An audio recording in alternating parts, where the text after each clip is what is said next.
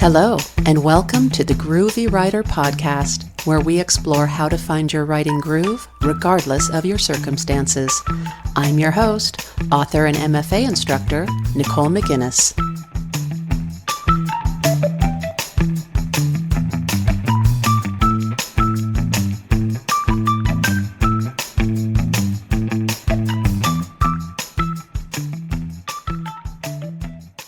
Hi everyone, and welcome back to the podcast.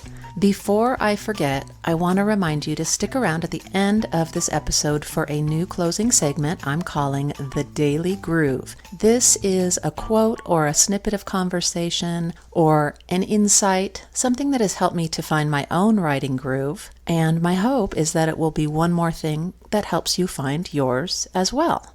After all, that is what the Groovy Writer is all about. Today, I want to talk about a key part of doing just that, of finding one's groove. And that is the all-important topic of writing through transitions. This is something I talk about almost daily with my writing students who range from undergraduates to those writing at the MFA level. It's not at all unusual for students, for humans really, let's face it, to have recently gone through or to be currently going through some sort of life change. I'm also thinking of introducing a segment starring Rosa the Siamese cat, so perhaps stay tuned for that. I could delete this, but I will probably end up keeping it in editing for this episode. She just shows up when she shows up and comments when she comments. Some of the common changes I see are the big happy ones we all love. Students have a new baby, a new job, a new dedication to a specific academic or creative path of study, and those sorts of changes are pretty much always cause for celebration. Other changes are not always so happy. These can include things such as divorce, health issues, the loss of a loved one. As we all know, that list can unfortunately go on and on. But here's something that anyone who lives long enough will eventually learn, whether we're a writer or not. Life is pretty much all about change. Change is constant, and some periods of change and transition are frankly more intense than others. And regardless of whether we consider a particular change to be good or bad, all periods of transition seem to have a few things in common, specifically for writers. First of all, they challenge our commitment to our writing lives. Second, they give us a chance to reflect on what we're going through or what we've just come through, and how we might actually use our experiences in our writing someday. Third, they provide opportunities to refine ourselves as writers and also to refine our vision of how we want our writing lives to be going forward. I've spoken about this a little bit in a previous episode, this idea of refining our vision for our writing lives, our writing groove. But I'm going to speak a little bit differently about it today. Most writers I know, as I said, have been through at least one phase of major life change that has really tested their determination to keep writing. Most writers I know have been through at least one phase of major life change that has frankly tested their determination to write. Writing, after all, takes time, energy, and intention. I remember when my firstborn was still a baby, money was a bit tight, and the query letters I'd been sending out to agents had not succeeded in landing me an agent to represent my work. Still, I was hanging in there with the writing, if only sort of by the skin of my teeth. When a close family member then had a major, really scary health issue, though, I remember thinking, that's it. I really don't think I can do this anymore. Fortunately, after some time had passed and things eased up a bit, I gradually found my footing again.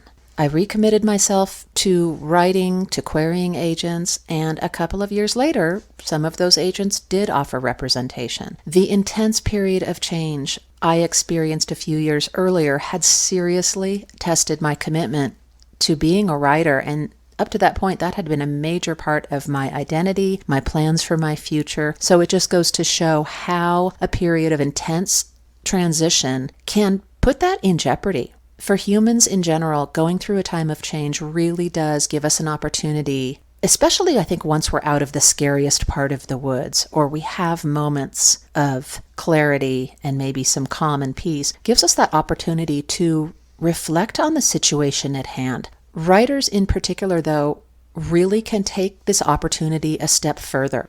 We can choose to see the things we're going through, whether we consider them, again, to be good changes or not, as grist for the mill, material that can be used in some way in our writing moving forward. While I'm not a memoirist, I do know for a fact that things I've personally experienced during times of intense change have absolutely made it into my books. Maybe not in a literal sense, but in some changed way. And that wouldn't have happened if I had stopped writing during those times, at least not if I'd stopped writing permanently. I actually did stop writing for a while during the time I mentioned a minute ago. I had a lot on my plate at the time, and life was legitimately pretty overwhelming. As a new mom and a concerned family member, I was exhausted. I was exhausted physically, emotionally, and creatively. So I did take a little time away, but eventually I was able to get back to it. And here, dear listeners, is where I insert a major caveat. I do think it's important to set what I call some self-care ground rules for ourselves. Look, if we're going through something especially intense, a job change, for instance, or a move, or a divorce, or a major health issue, then it really is probably a good idea to allow for days when we're just not up to normal levels of creative output. Please allow yourself to take those mental, physical, emotional, and psychological health days really on an as-needed basis for however long they're needed. Doing so will benefit not only your health, but I really believe the writing as well. Getting back to this idea of using our own personal experiences as future grist for the writing mill, I think of the great short story writer and poet Raymond Carver. In the last major interview he did before his death in 1988, Carver told interviewer Michael Schumacher, quote, "There are significant moments in everyone's day that can make literature. That's what you ought to write about," unquote. Now, I don't necessarily see this as literal advice, though again, it may be so for memoirists, personal essay writers, etc., to literally use those significant moments in daily life. But I do know from experience that there can be a certain weight, a sort of spirit even, to certain everyday moments that do turn out to be significant in some way when we look back on them, either a short time later or farther on into the future with that sort of 20/20 vision that distance in time seem to provide to those sorts of situations. These weighty everyday moments might be especially plentiful when we're going through a time of transition, when everything's upside down and topsy-turvy, and we might be having a hard time getting our bearings. You know those times when we're not seeing light at the end of the tunnel, and frankly, that might be a good thing because as far as we know, that light could be from an oncoming train. We've all been there. The key, of course, to capturing those moments is to be able to, frankly, keep our wits about us enough to not only notice them in the first place when they happen, but to also have the presence of mind to jot them down on a napkin, in a Word document, in a notes app on our phone or a voice recorder app. And I do, by the way, encourage writers to always keep some sort of method immediately handy for jotting down notes, insights, turns of phrase, a snippet of a conversation that you hear. And that's definitely the case with these more significant daily moments. I have absolutely experienced the writer's privilege, and I do consider it a fairly profound privilege, of looking back on a significant moment of joy or pain or confusion and finding a way to channel that experience into something one of my characters is experiencing. And I've done this many times. And as a reader, when I'm immersed in a story or a novel in which a character has an especially genuine depth of experience that it later turns out came from the author's own experience, it's a very powerful thing. Those are the types of stories that do tend to have a long-term impact on me. Those are the characters I think about long after I'm done reading that book or that story. When it comes to being refined by change and allowing our vision of our future writing to be refined as well, there is one thing I know for sure. Writing provides a potentially powerful vehicle for doing just that.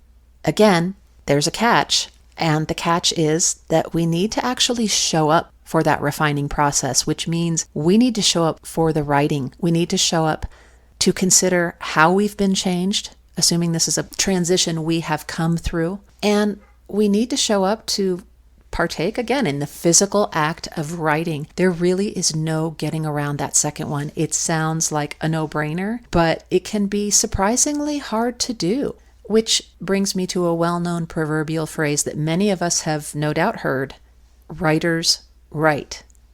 Again, sounds like a no-brainer, but it's amazing how many things can start to take priority over the writing, especially, I think, when our lives have been shaken up a bit. This writers write saying can seem like a heartless bit of wisdom when we're untethered and unmotivated to focus on anything but our current turmoil. Fortunately, though, if we can just get to our writing station, or apply the seat of our pants to the seat of the chair, which is another very well-known and oft-quoted piece of writing advice, we will typically find that the simple act of writing can actually be very cathartic. I think this is especially true when we're not placing the burden of expectations on the writing for just that moment. Just sitting down, seeing what comes out during these times is really enough. And in my experience, I have often found that there is a certain immediate gratification built into doing that really is a nice counterbalance to the stress of change and transition. I think of Joan Didion, who wrote The Year of Magical Thinking in the year following her husband's very sudden and traumatic death. Apparently, she completed it a year and a day after he died, which means she started writing that very, very quickly after witnessing his sudden death. If you have not read The Year of Magical Thinking yet, by the way, I recommend that you do, especially if you are a fan of memoir. Didion is a phenomenal writer, and to me, that book especially is proof that while we might not all be able to write a bestseller, the act of writing in itself can be extremely healing. It can help us distance ourselves a bit from what we're going through or have just gone through. And in that sense, it really can be a healthy, productive escape from daily worries. Much healthier, I think, than other types of escapes that humans can be drawn to during times of stress and change. But on a practical level, how do we do it? How do we get back to the writing when we're being pulled away by other things? This is a common question even for writers who aren't currently going through a major period of change. If we stop and think about it, though, we're pretty much always in some sort of transition, even if it means just waking up each morning to be one day older. That's just life. And plenty of writers struggle to get back to the writing on a daily basis without major things happening. So how do we make the writing a constant, especially in a time of major transition, major change, maybe major stress? Well, I think we do it the same way we make other things a non-negotiable constant in our lives. Things like spending time with our family, getting up in the morning and going to work, paying our bills. Writing, for many of us, really does need at some point to be moved from the optional category in our brain to the essential category. And hopefully we're able to do that before some major change or transition strikes, so that it's already kind of set that just like we pay our bills in time of stress, hopefully, the writing is somewhat non-negotiable. Of course, again, I just want to interject here that the exception to that, those days when really it's a self-care issue and we need to just hit the pause button on the writing, knowing that when we can, we will get back to it. I also think it's important to find a way to make the writing one of your major ports in a storm, let's say, your safe haven, your retreat from the harshness of the world or the harshness of what you are currently going through. Do whatever you can. And again, I think it's good to do this in the periods of relative calm to make the writing the refuge you seek out when life does feel chaotic. That takes some thought, some planning, some practice. And in order to do this, you might first need to take a look at how you've been viewing the act of writing up to that point. Has it become a have to in your brain? Has it become another source of pressure? Because you're going to do this and you have this goal and you have to keep writing. If that's the case, and I would argue that it's often the case for writers, and some pressure is good, some motivation is good, a little cattle prod to get us into the writing chair, but it can turn to a not so great have to. So if you find yourself in this position, here are some questions you might consider asking yourself. I have asked these questions of myself over the years, and I've found them helpful to consider. So first of all, how can I change this state of mind? How can I make the writing something I want to do rather than just another obligation? For me, figuring that out meant I needed to really get back to those first inclinations I had to become a writer when I really realized this was something I could do, and I was so enthusiastic, and it just seemed like a world of wonderful possibility, and I really loved the idea that I would be able to call myself a writer. So I had to get back to that initial enthusiasm and think about, even though I'm in a different place in life now, and I know things about how hard writing is that I didn't know back then when I was younger and more idealistic and new at this, there's something about getting back to that spirit of joy and enthusiasm and reconnecting with it that really worked for me. And of course, that's going to look different for everyone. Once you've figured out some answers to these sorts of questions, you can ask yourself, okay, how can the writing become a safe haven when I'm going through a future rough transition, as will likely happen, such as the loss of a person, a pet, a relationship, or a great transition, the birth of a new baby, a new home, a move across country to a great new job? How can I ensure that the writing is a place of comfort for me in those times? It's a retreat, and a healthy retreat. Again, in past episodes, I talked about how many of us knew from an early age that we wanted to be writers. So in times of change, revisit that enthusiasm, that first joy you had for writing stories. And I will say too, this is a major bonus, if you have a person, or even in some cases an entire pit crew of people who will support you in this process of reprioritizing the writing and its place in your life, you are fortunate indeed. If you do have a person or people who will help you with this, who you can bounce ideas off of, I encourage you to call upon those people. Have them help you as you recommit to your writing life, regardless of what you're going through or what you've just come through. Talk it out. Get ideas. Have people who will help kindly hold you accountable to the writing so that you are showing up, who will ask you, hey, what are you working on? What did you get written today? Writing group members, friends who are also writers, can be really golden here because they get it typically. And if you don't have this kind of support, which is not uncommon, as writers we can tend to be solitary, we can tend to be private about what we're working on, you're probably then, in that case, going to have to call it up from within yourself. This can be a little bit of an intimidating thought, especially during times of transition and change and potential stress. But I do believe that writers are especially equipped to do this. We are especially equipped to be accountable to ourselves, to call up that encouragement for ourselves when it's most needed and when the writing groove is somewhat in jeopardy. And it also might be helpful to remember that while we might sometimes feel very alone in trying to hold on to the writing during life's more difficult transitions, we really are not alone.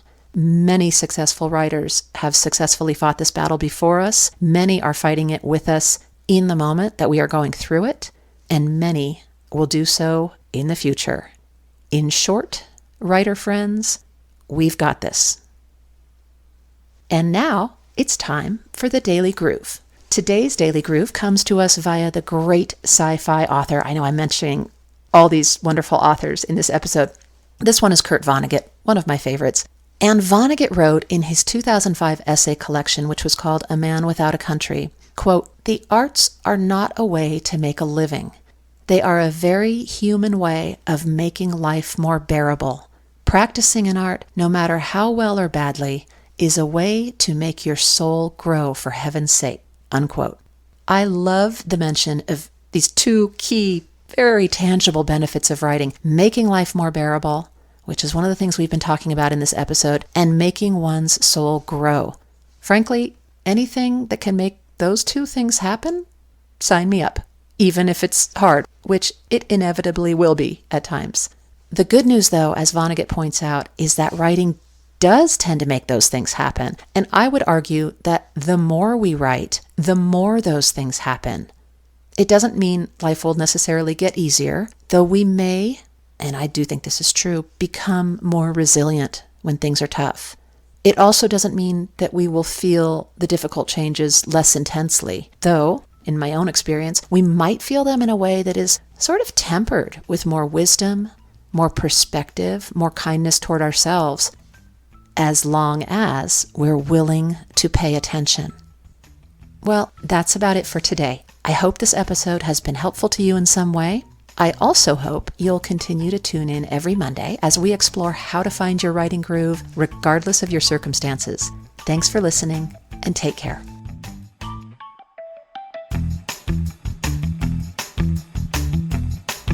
Thanks for listening to this episode of the Groovy Writer Podcast. You can connect with the podcast on my website at NicoleMcInnes.com and on Instagram at The Groovy Writer.